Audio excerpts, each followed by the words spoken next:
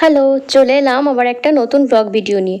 পুরীর সেকেন্ড পার্টটার জন্য তোমাদের অনেক ওয়েট করিয়েছি, আর নয়, এবারে চলো সেকেন্ড পার্টটা শুরু করা যাক। প্রথম দিন নন্দনকানন হয়ে আমরা পুরী ঢুকেছিলাম প্রায় বিকেলে। তারপরে এতটা রাস্তা এবং সারা রাত ধকলের জন্য আর সেদিন আর কোথাও বেরোতে পারিনি।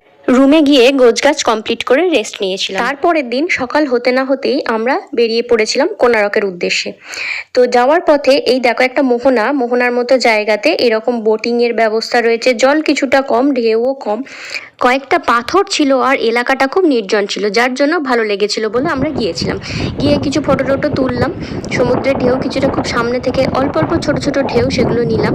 তারপরে আমরা আবার বেরিয়ে পড়লাম কোণারকের উদ্দেশ্যে। পৌঁছতে অনেকটা বেলা হয়ে গেল। সেখানে খাবার দাবার সেরে আমরা মন্দিরের ভেতরে ঢুকে পড়লাম টিকিট কেটে। মন্দিরটা দেখে এতই অবাক হলাম যে এত ছোট ছোট কাজ, আগেকার দিনে কত আগের কত পুরনো কাজগুলো এখনও পর্যন্ত অক্ষত অবস্থায় রয়ে গেছে।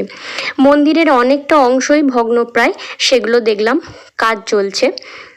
কতটা উদ্ধার করতে পারবে জানি না, কিন্তু এই ধরনের কাজগুলোকে চোখের সামনে ভেঙে যেতে দেখে খুবই খারাপ লাগছিল। অনেক কিছু ইতিহাসের সাক্ষী এই মন্দিরগুলো। পেছনের যে চাকাটা তোমরা দেখতে পাচ্ছ, সেটা সেই বিখ্যাত কোণারকের চাকা, যেটা ঘড়ির টাইম ডিটেক্ট করতো।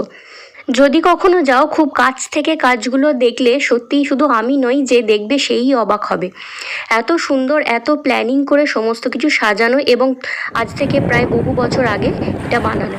যাই হোক, ওখান থেকে ফিরে আমরা ডাইরেক্ট চলে গিয়েছিলাম সমুদ্রে। আর অপেক্ষা করা যাচ্ছিল না, কারণ আগের দিন থেকে এসে তখনও পর্যন্ত সমুদ্রে নামা হয়নি।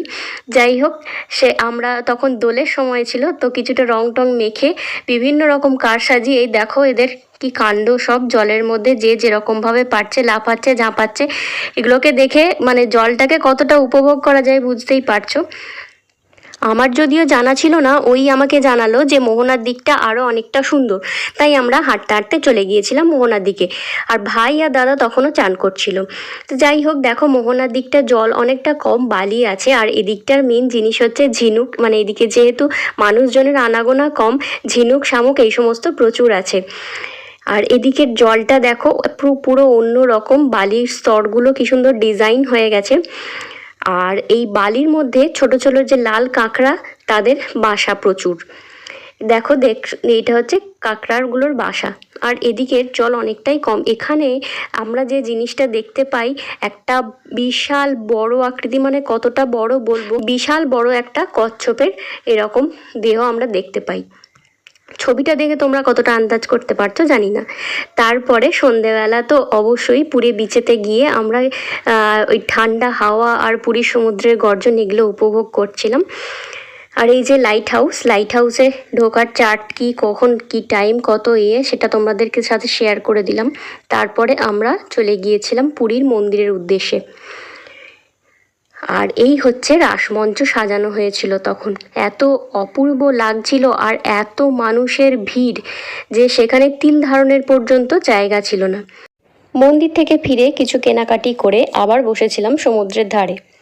তারপরে বেশ রাত্রি পর্যন্ত বসে থাকার পরে খাবার দাবার খেয়ে আমরা আবার রুমে চলে এলাম। এখানেই শেষ নয়, পরের পার্টে আবার দেখা হচ্ছে। টাটা।